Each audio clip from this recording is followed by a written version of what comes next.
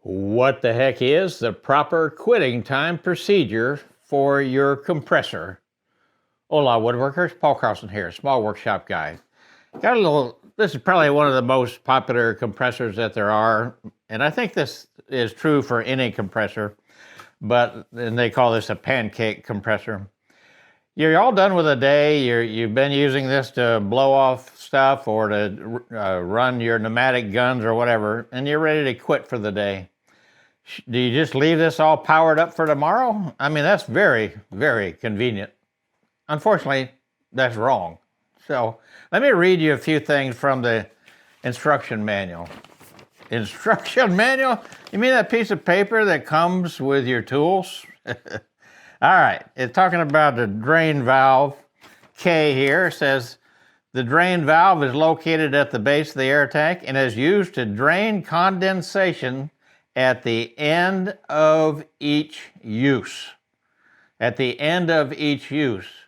Not at the end of each year, at the end of each use. Under warnings, risk of unsafe operation. Air tanks contain high pressure air. Keep your face and other body parts away from the outlet of the drain. Use eye protection when draining, as debris can be kicked up into the face.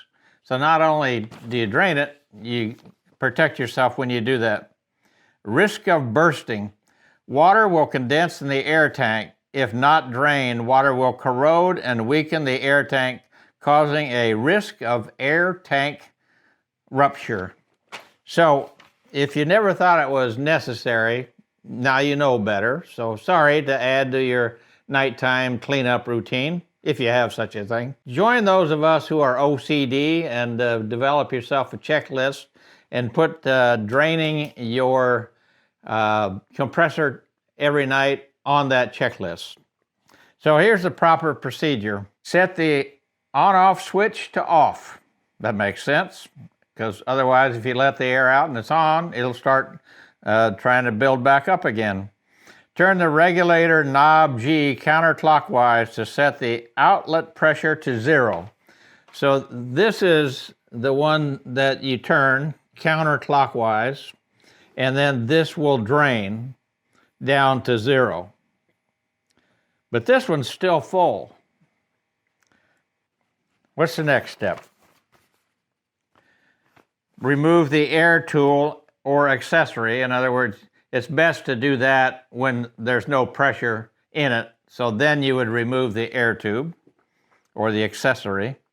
Place a suitable container under the drain to catch the discharge. We have a drain in the bottom of this right here, and we're going to open it up. But you will find it will discharge some ugly looking fluid from time to time, and some rust if you haven't done this every night like you're supposed to.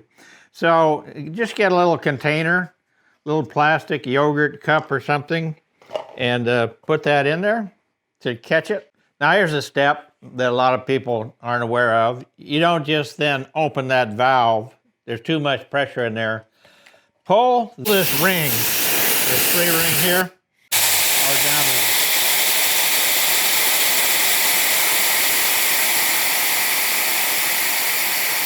So pull that till it gets down to pretty darn low,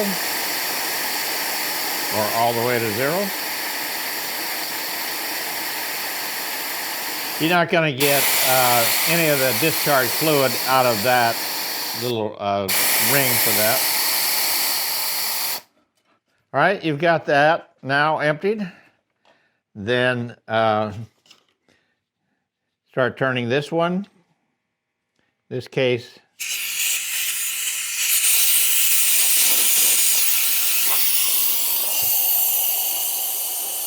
And let it drain. Again, you're going to have fluid in the bottom possibly build up, and you don't want that splashing up, and you don't want it getting your shop floor dirty or your workbench.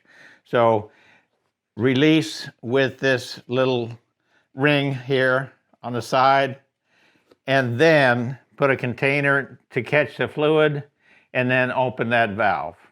And that is what you should do every night when you're done using your compressor. Don't do it once a week. Don't do it once a month. Do it every night if you want to be OCD like a few of us. Small workshop guy, reminding you, you can't stop the waves, but you can learn to surf. Stay safe in your workshop. Signing off.